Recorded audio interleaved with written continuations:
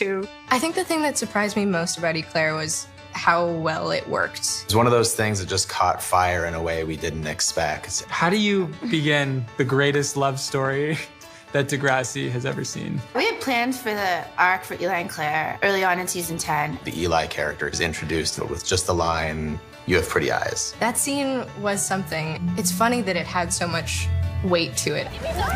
It turned out so great, but I remember on the day it was just a whole mess of throwing the glasses in the right spot and then looking at hearse. The hearse would never stop. It was so sunny. Yeah. I had to squint my eyes and I was like, this line doesn't even make sense because you can't see my eyes because I can't see anything. You have pretty eyes. Thanks. These guys are the classic. They're on and off, everything is up and down, and with these two characters, they went through so much. Eli, I'm pregnant. It was very interesting to tell that story with Claire because she is one of those characters you would never expect this from, and I think society is so quick to judge pregnant teens. So to tell the story of a teen who is so put together and so ready for her life and honestly a little judgmental of people who make mistakes, for her to make a mistake. Eli and Claire, they needed something to bring them back together. And what I like about that storyline is that after all the drama, they finally found what brought them together in the first place. Claire, we lost a child. There are things we have to deal with. It's okay to take a break. I don't want to take a break! The storyline where they lose the baby, seeing how it's affecting both of us. I just can't believe we're never gonna get to know him. We might never know why. It's just not fair. It would have been beautiful and amazing. You look at those two characters, they're a hurricane of emotion. They're a hurricane of personalities. They're two very bold personalities, opinionated personalities. And so when you have those two huge trains going at each other, sometimes it's a disaster and sometimes it's beautiful. I think my favorite relationship. Yeah, that's the hard. Each of the relationships were great. Paige and Spinner always held like a really special place in my heart. I was very excited to get with Paige. Not the brightest guy in the world, but just this like lovable teddy bear. Oh, Emma and Sean. I mean, Emma and Sean, come on, that's my favorite relationship. She should have married Sean.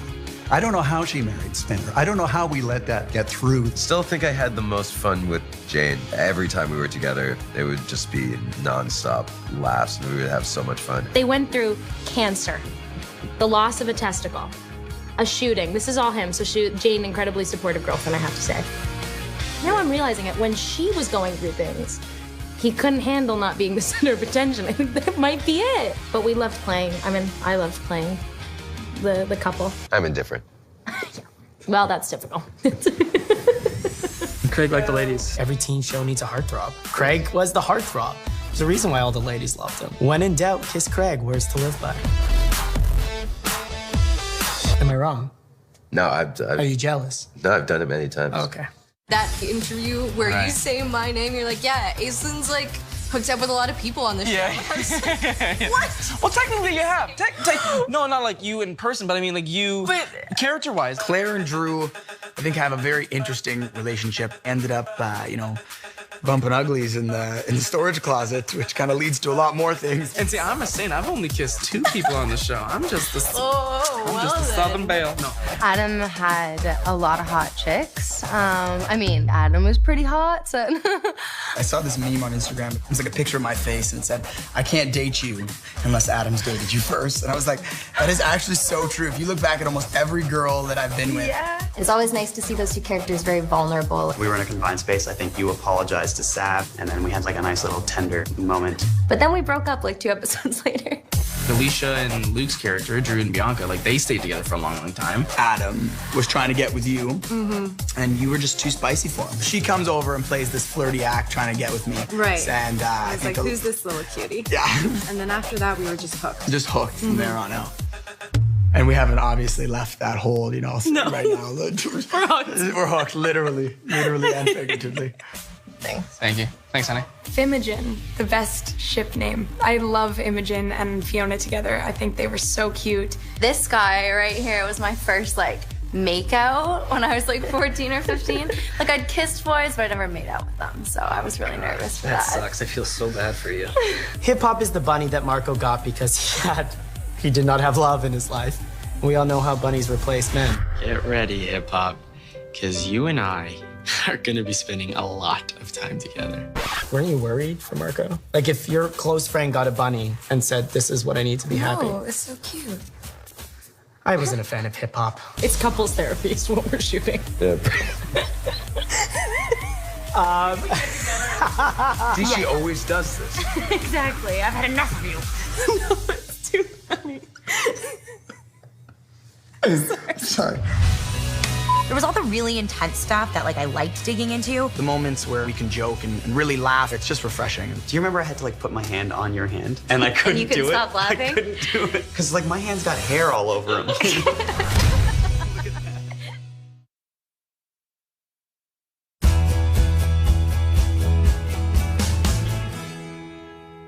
On the charge of sexual assault, the jury finds the defendants guilty.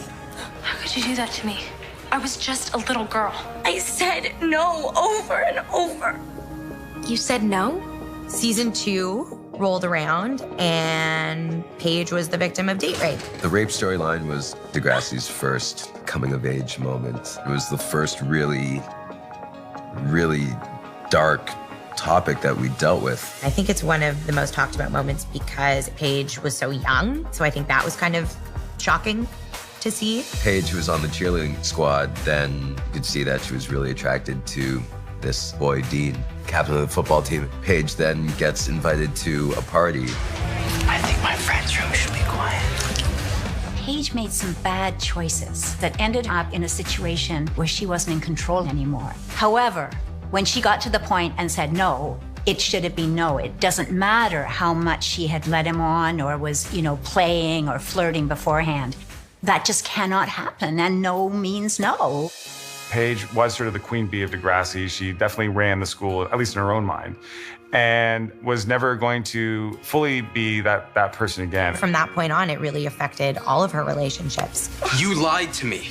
Don't touch me. Don't ever touch me. Why not? Everybody else does.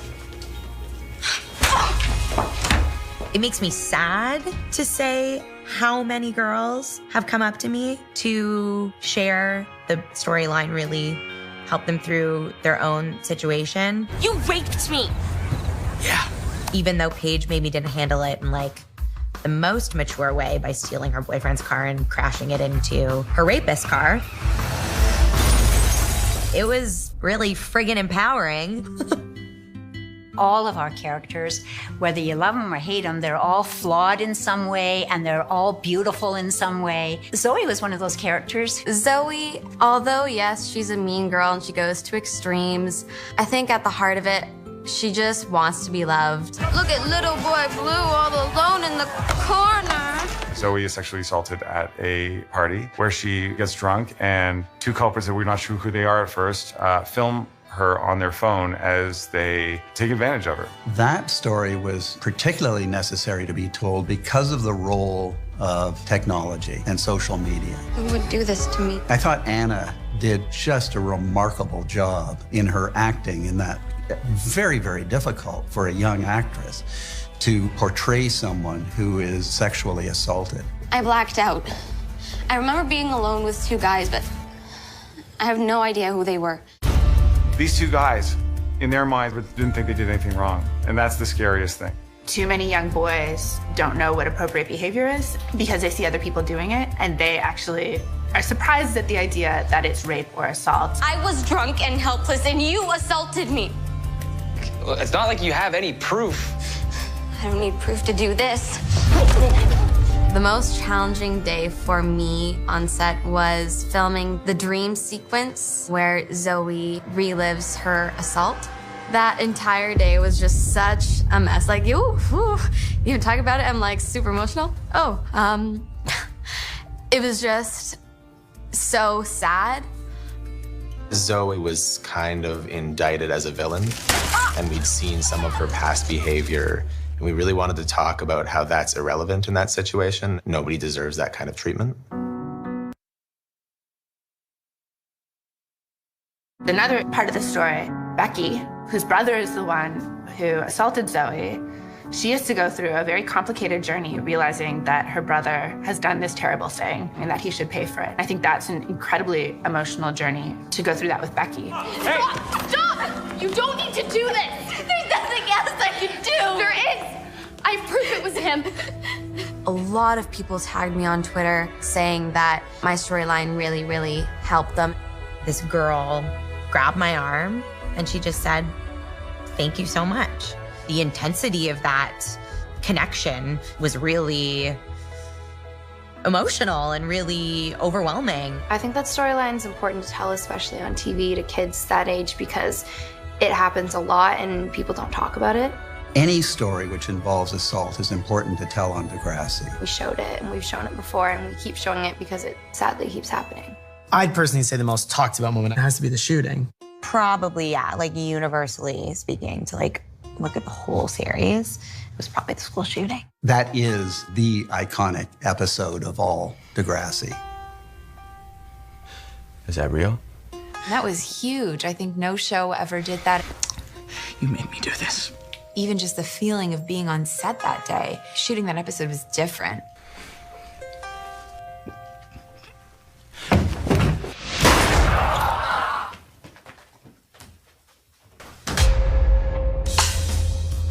Degrassi's this thing that connects everyone who's ever worked on it. Even now, like, I miss everyone. I would go back. I'd do it all over again. Better late than never, but never late is better. Drake lyric. This is the guy that got Drake shot. I didn't shoot him. It was indirect through a chain of events. Never mind.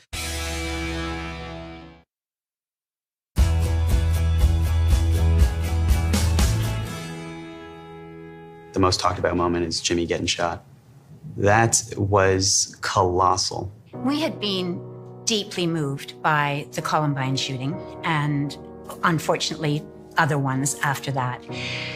And we actually got in touch with Barbara Colaroso, who wrote the book, The Bully, the Bullied, and the Bystander. The most important to Barbara was the bystanders. They're the ones who enable the environment where this kind of activity can go on. And she actually flew up and spent time with us. We had conversations with her and we ran scripts past her. When we found out that there was the shooting, obviously everyone was just curious about who, why, what, where. I remember people coming out from the read-through and Aubrey saying to me, "I got shot." The way we approach all of our subject matter, and the school shooting was very much like this, is it has to feel like the story is growing organically and authentically out of the lives of our characters. What was different about the school shooting is that it was this probably the most intense episode to date, but we were all in it together. We were all involved in this one issue. And everyone sort of had their little moment in that story. Everyone was either sort of a victim or an antagonist, and you could see how everyone wants to get it right. Rick was just a very unfortunate case in Degrassi. Rick was in a relationship with Terry. He was in an abusive relationship. He had an accidental outburst. Terry got hurt. He was then shunned by everybody at the school. What are you doing here? Terry's in the hospital and you're just sitting in here? He was the guy that didn't fit in.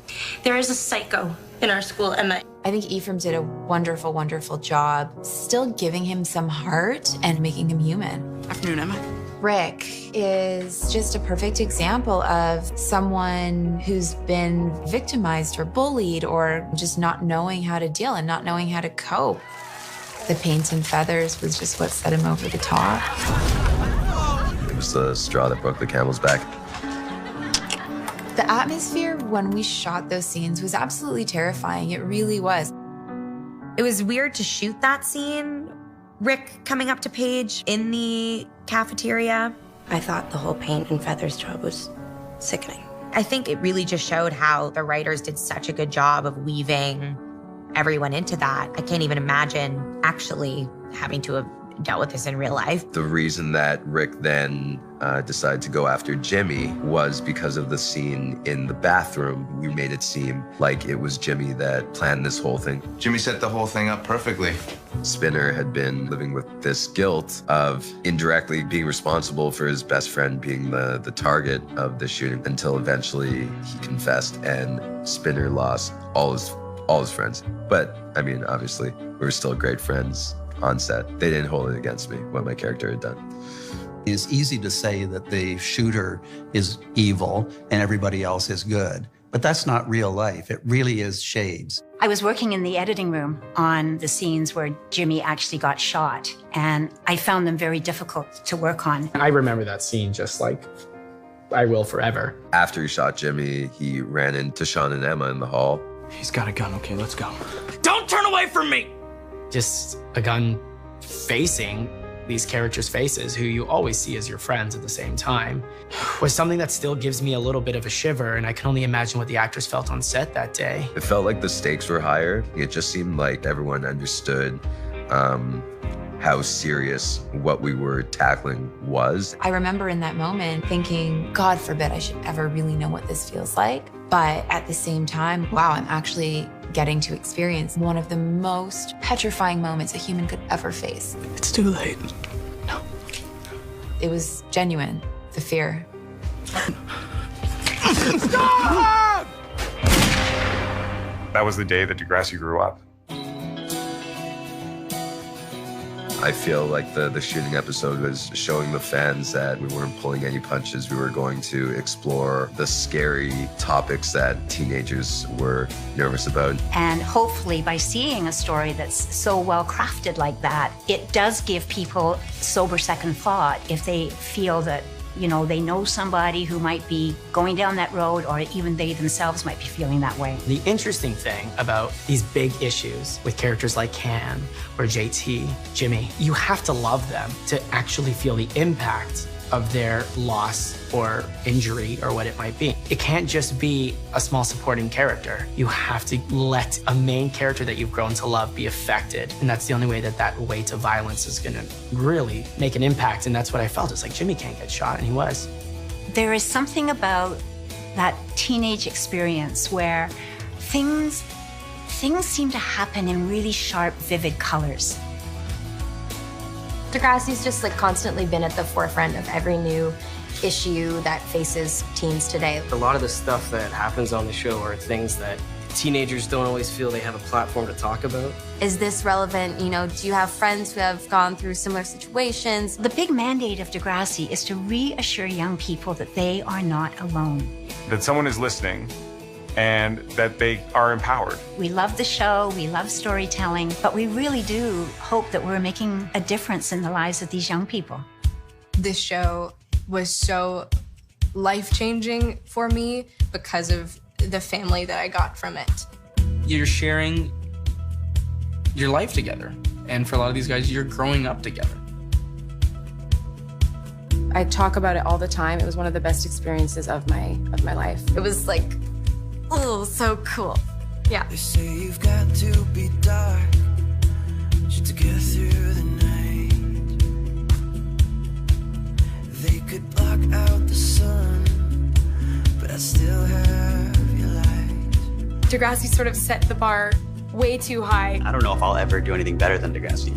It is really one of the greatest acting institutes. It's definitely been my favorite acting moment, and I'm sure it will be, like, no matter what comes along. I'm not giving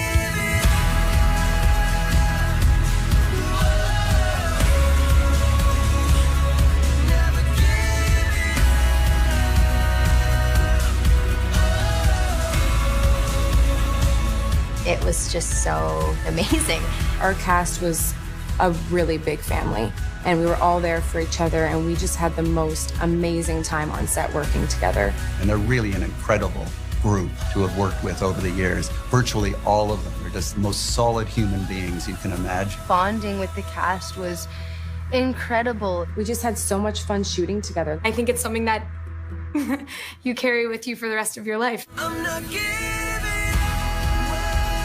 It was more than a cast, and it was more than work colleagues. They were my friends and my family, and now they make up the majority of my friend group. I mean, I just lived with Annie and Chloe in LA, and I'm gonna continue to keep those people in my life. You leave with a connection. It's this shared experience that only a few lucky people get to have. There's a weird bonding element to being on Degrassi that no matter how long it's been, they're always going to feel like family, and that's an amazing thing. I felt like I finally found my people. Yeah.